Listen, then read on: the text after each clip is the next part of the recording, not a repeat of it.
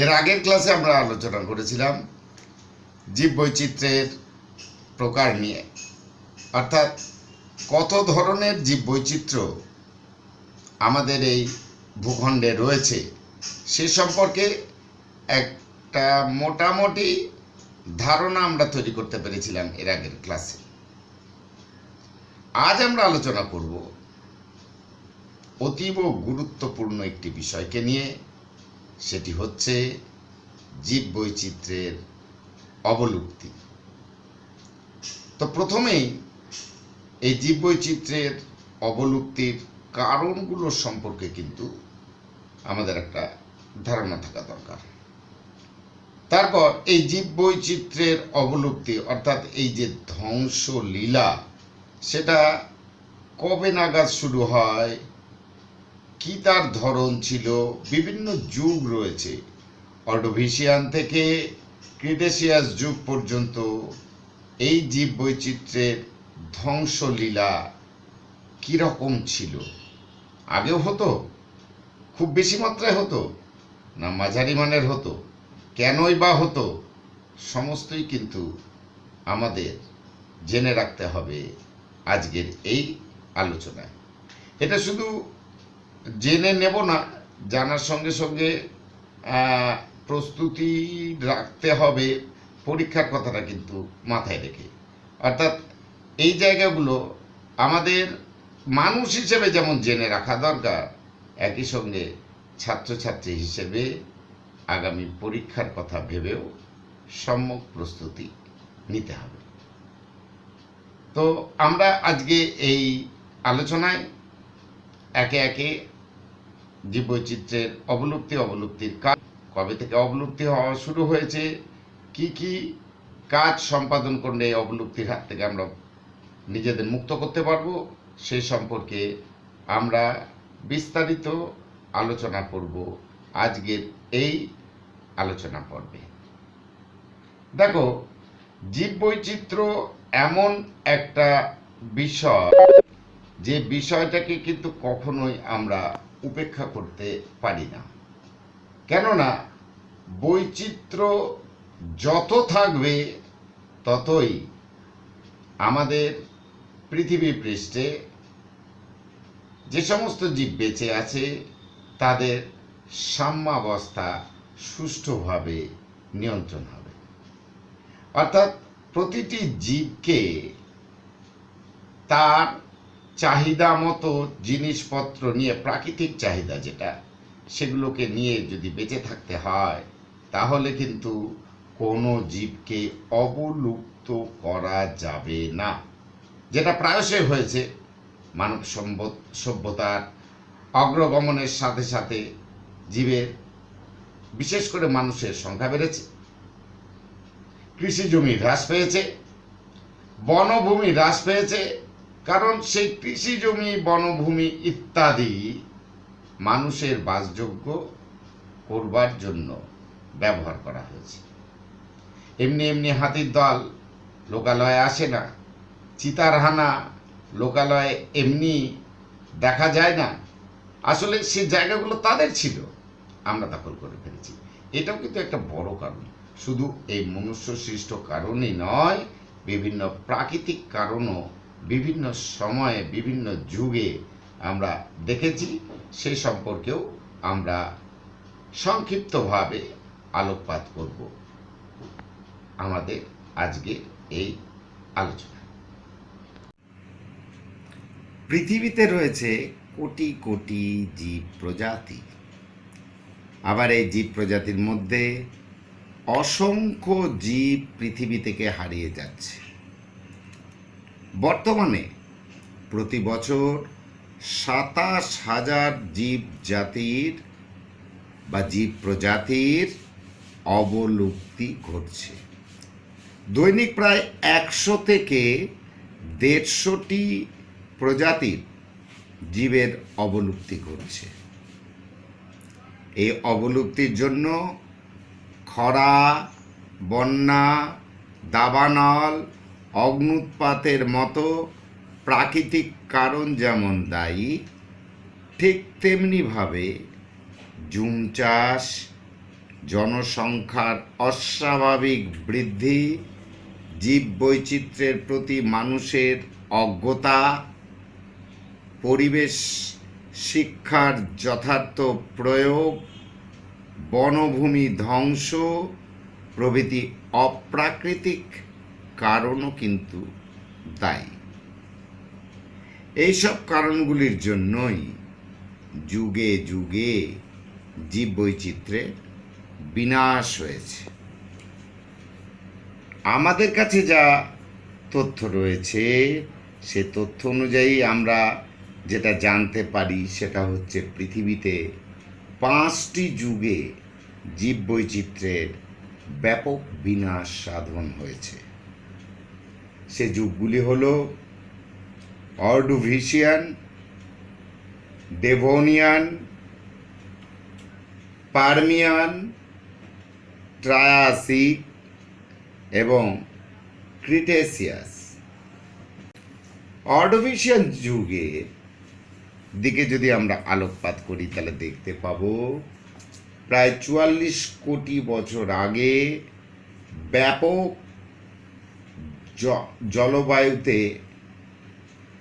যে বিপর্যয় ঘটে, অর্থাৎ জলবায়ুগত বিপর্যয়ে পৃথিবীর 20% জীব নিঃশেষিত হয়, তারা হারিয়ে যায়, তারা অবলুপ্ত হয়ে যায়। এটা অর্ডোভিশিয়ান যুগের ক্ষেত্রে ঘটে। তারপরে চলে আসে ডেভোনিয়ান যুগ। এই সময়ে আমরা কতগুলো উল্লেখযোগ্য জিনিস অবশ্যই লক্ষ্য করব। প্রায় 36 কোটি বছর পূর্বে ডেভোনিয়ান যুগে জলবায়ুগত বিপর্যয়ে সারা পৃথিবী থেকে 70% জীব হারিয়ে যায়। একে লেট ডেনোভিয়ান এক্সটিনশন বলে। মনে রাখবে, লেট ডেনোভিয়ান এক্সটিনশন।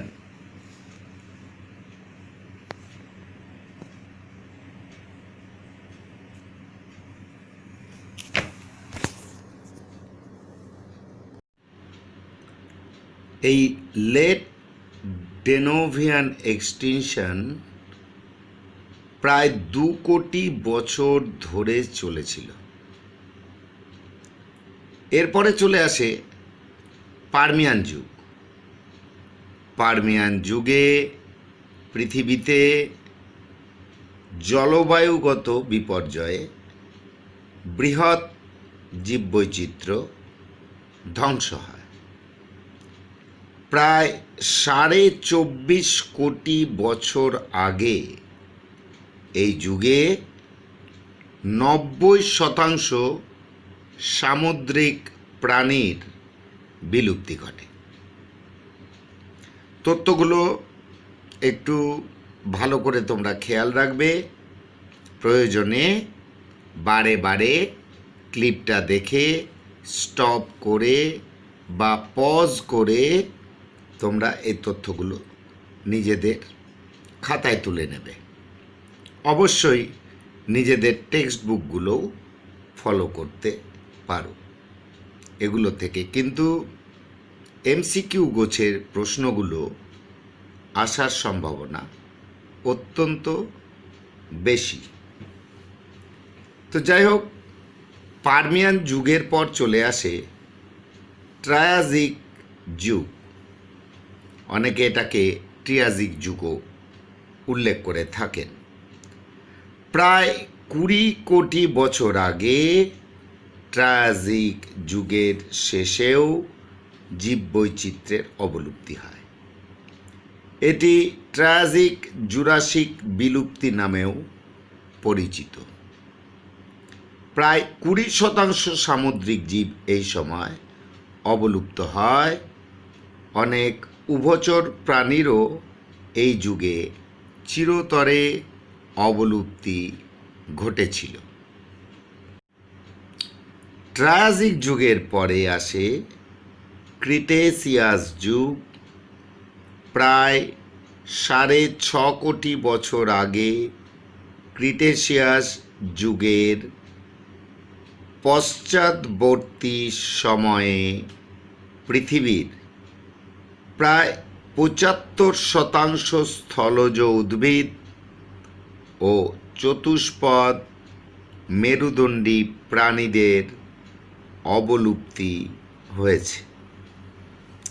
যেমন দানবাকৃতির ডায়নোসর এই যুগে প্রচণ্ড উল্কাপাতের ফলে বা উল্কা বৃষ্টিতেই বিলুপ্ত হয়। এই যুগগুলিতে জীববৈচিত্র্যের ব্যাপক অবলুপ্তি ছাড়াও বর্তমান সময়েও এই বিলুপ্তি ঘটে চলেছে। ওয়ার্ল্ড কনজারভেশন মনিটরিং সেন্টার, নামটা মনে রাখবে, ওয়ার্ল্ড কনজারভেশন মনিটরিং সেন্টার, যা সংক্ষেপে WCMC এই নামে বহুল পরিচিত। WCMC বা ওয়ার্ল্ড কনজারভেশন মনিটরিং সেন্টারের দেওয়া তথ্য অনুযায়ী বিগত 400 বছরে প্রায় 65টি স্তন্যপায়ী, 80টি পাখি, 800টি মেরুদণ্ডী প্রাণী ও 300টি অমেরুদণ্ডী প্রাণীর অবলুপ্তি হয়েছে। এই তথ্যগুলো ভীষণই গুরুত্বপূর্ণ, তোমরা ভালো করে মনে রাখার চেষ্টা করবে।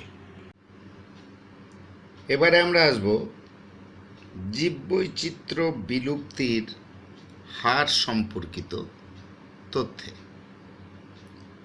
1975 থেকে 2000 খ্রিস্টাব্দের মধ্যে প্রতি দশকে 4% হারে 1 মিলিয়ন প্রজাতি বিলুপ্ত হয়েছে। আবারও বলি, 1975 থেকে 2000 খ্রিস্টাব্দের মধ্যে, অর্থাৎ 25 বছরের মধ্যে প্রতি দশকে 4% হারে 1 মিলিয়ন প্রজাতি বিলুপ্ত হয়েছে। যথেষ্ট উদ্বেগের। এরপর 2020 খ্রিস্টাব্দের মধ্যে প্রতি দশকে 2 থেকে 5% হারে 5 থেকে 15% উদ্ভিদ প্রজাতি পৃথিবী থেকে বিলুপ্ত হবে বলে একটা প্রেডিকশন করা হয়েছে, এবং সে অনুযায়ী বিভিন্ন যে অ্যানালিসিস বা বিশ্লেষণ এবং তথ্যগুলোর যে পরিসংখ্যান, সেগুলো সংগ্রহের কাজ চলছে, যে এই প্রেডিকশনটা কতটা সত্য বলে প্রমাণিত হয়। প্রতিদিন 150 থেকে 200 প্রজাতি, আবার কেউ কেউ বলছেন 100 থেকে 150 প্রজাতি বিলুপ্ত হচ্ছে। 27,000-এরও বেশি প্রজাতি প্রতি বছর বিলুপ্ত হয়। প্রতি ঘন্টায়, সবচেয়ে আশ্চর্যের, গড়ে 1 থেকে 3টি প্রজাতি পৃথিবী থেকে বিলুপ্ত হচ্ছে। পৃথিবীর কোনো প্রজাতির বিপদগ্রস্ততা সাধারণত কতগুলি বিষয়ের উপর নির্ভরশীল। সেই বিষয়গুলি হলো, ভালো করে খেয়াল রাখার চেষ্টা করবে এই বিষয়গুলি। প্রথমটি, সীমাবদ্ধ অঞ্চলের বিস্তার। সীমাবদ্ধ অঞ্চলের বিস্তার অর্থাৎ কোনো প্রজাতি পৃথিবীর কোনো একটি নির্দিষ্ট অঞ্চলে সীমাবদ্ধ হলে তা মানুষের চোরা শিকার বা আকস্মিক কোনো প্রাকৃতিক বিপর্যয়ের কারণে সে প্রজাতির বিলুপ্তি ঘটে থাকে। যেমন আমেরিকার মার্থা ভাইনইয়ার্ড দ্বীপে হেথ হেন, হেথ HEATH, তারপর হেন HEN, হেন তোমরা জানো। এই হেথ হেন স্থানীয় প্রাকৃতিক বিপর্যয়ে বিলুপ্ত হয়েছে। দ্বিতীয়ত, অল্প সংখ্যক প্রজাতি। কোনো জীবের প্রজাতি অতি অল্প সংখ্যায় থাকলে তার বিলুপ্তির সম্ভাবনা অত্যন্ত বেশি হয়ে থাকে। যেমন মরিশাসের ডোডো পাখি কম সংখ্যক প্রজাতির কারণে চোরা শিকারীদের কবলে পড়ে বিলুপ্ত হয়। মরিশাসের ডোডো পাখি। ঋতুগত পরিব্রাজনকারী প্রজাতি। কোনো পরিব্রাজনকারী প্রজাতির সাধারণত দুটি বাসস্থান থাকে। কোনো একটি বাসস্থান ধ্বংস হলে সেই পরিব্রাজনকারী প্রজাতির বিলুপ্তি ঘটে। দুটো বাসস্থানের যে কোনো একটি হলেই তার বিলুপ্তি ঘটে থাকে। সাধারণত পক্ষীকুলে এই ধরনের অবলুপ্তি বেশি ঘটে। যেমন সুদূর সাইবেরিয়া থেকে ওড়িশার চিল্কা হ্রদে একসময় অসংখ্য পাখি এলেও চিল্কা হ্রদ ভরাট হওয়ায় পাখির সংখ্যা কমে গেছে ও বহু পাখি বিলুপ্ত হয়ে গেছে। এছাড়াও কিছু কিছু অন্যান্য নির্ভরতা রয়েছে, সেগুলো যথাক্রমে এক হচ্ছে কোনো প্রজাতির জিনগত বৈচিত্র্য কম হলে, দুই কোনো জীবের সংখ্যা যদি কম থাকে তাহলে, তিন কোনো প্রাকৃতিক বিপর্যয় হলে, চার কোনো প্রজাতির ঘনত্ব কম হলে, স্পিসিস ডেন্সিটি বলা হয় বায়োলজিক্যাল পরিভাষায়। সেই স্পিসিস ডেন্সিটি যদি কম হয়ে যায়, প্রজাতির ঘনত্ব কম হয়ে যায়, তাহলেও বিলুপ্ত হতে পারে। কোনো প্রজাতির বসতির জন্য বৃহৎ স্থান দরকার হলে, যেমন রয়্যাল বেঙ্গল টাইগার আস্তে আস্তে অবলুপ্তির পথে, একে বাঁচানোর অনেক রকম চেষ্টা চলছে। তো যদি বৃহৎ বাসস্থান দরকার এবং সেটা যদি ক্রমশ সংকুচিত হয়ে যায়, তাহলেও কিন্তু একই রকমভাবে কোনো একটি প্রজাতি অবলুপ্তির দিকে এগিয়ে যেতে পারে। চোরা শিকারীদের দৌরাত্ম্য, এটা কিন্তু একটা বিরাট কারণ বর্তমানে এই সবচেয়ে বেশি লোভী সম্প্রদায় মানুষ, এবং তাদের মধ্যে থেকে কিন্তু চোরা শিকারি তৈরি হয়। অন্য কোনো প্রাণীর থেকে কিন্তু চোরা শিকারি এই শব্দটি পাবে না। তো চোরা শিকারীদের দৌরাত্ম্য প্রভৃতি কারণেও কোনো প্রজাতি পৃথিবী থেকে চিরতরে বিলুপ্ত হয়ে যেতে পারে। এবারে আমরা একটুখানি আলোকপাত করব যে এই জীববৈচিত্র্য যে বিলুপ্ত হচ্ছে তার প্রধান কারণ। তো প্রধান কারণগুলোকে আমরা দুটো পর্যায়ে ভাগ করে নেব, একটা প্রাকৃতিক কারণ আর একটা অপ্রাকৃতিক কারণ। প্রাকৃতিক কারণগুলোর মধ্যে দেখো, আমরা একটু আগেই যখন যুগভিত্তিক আলোচনায় গেছিলাম, কখনো উল্কাবৃষ্টি, তো কখনো প্রচণ্ড বজ্রপাত, কখনো বা দাবানল, কখনো খরা, কখনো সুনামি, কখনো প্রবল ভূমিকম্প। এই কারণগুলো কিন্তু বড় কারণ হয়ে দাঁড়িয়েছে প্রজাতির বিলুপ্তির পিছনে। তোমরা এই কারণগুলোকে নিজেদের মতো করে ব্যাখ্যা করবে। আমরা এই ব্যাপারে আর কি বিশেষ আলোচনা করলাম না, ব্যাপারগুলো আমাদের প্রত্যেকেরই জানা। তবু আমি বলবো, তোমরা যে পাবলিকেশনেরই টেক্সট বুক ফলো করো না কেন, একবার করে সেই টেক্সট বুকগুলোর দিকে আলোকপাত করে নেবে এই প্রাকৃতিক কারণগুলোর জন্য। আবার অপ্রাকৃতিক কারণ যেগুলো একটু আগে বললাম, চোরা শিকারে দৌরাত্ম্য, চোরা শিকারীদের দৌরাত্ম্য, প্রচণ্ড জনবসতি, এটাও কারণ। শত্রু পোকা, বিভিন্ন উদ্ভিদগুলোকে ক্ষতিগ্রস্ত করছে। উদ্ভিদ নেই, ফলে গ্রাউন্ড ভেজিটেশন কমে যাচ্ছে। হার্বিভোরাস যারা তারা অবশ্যই আস্তে আস্তে এক্সটিংশনের পথে চলে যাচ্ছে। এগুলো তো কারণ বটেই। তো মনুষ্য সৃষ্ট কারণ, মানুষ এনক্রোচ করছে, কখনো কৃষিজমি, কখনো অরণ্য, আর অরণ্য করলেই উদ্ভিদও যাচ্ছে, তার সঙ্গে সঙ্গে প্রাণীরাও যাচ্ছে। তো এই অপ্রাকৃতিক কারণগুলোকেও তোমরা একটু ভালো করে দেখে নেবে। তোমাদের টেক্সট বুককে অবশ্যই ফলো করতে পারো, নিজেদের ল্যাঙ্গুয়েজে লেখার চেষ্টা করবে। ব্যাস, আজ এত দূরই। এর পরের দিন আমরা আবার একটি নতুন বিষয় নিয়ে হাজির হচ্ছি তোমাদের পরবর্তী ক্লাসে।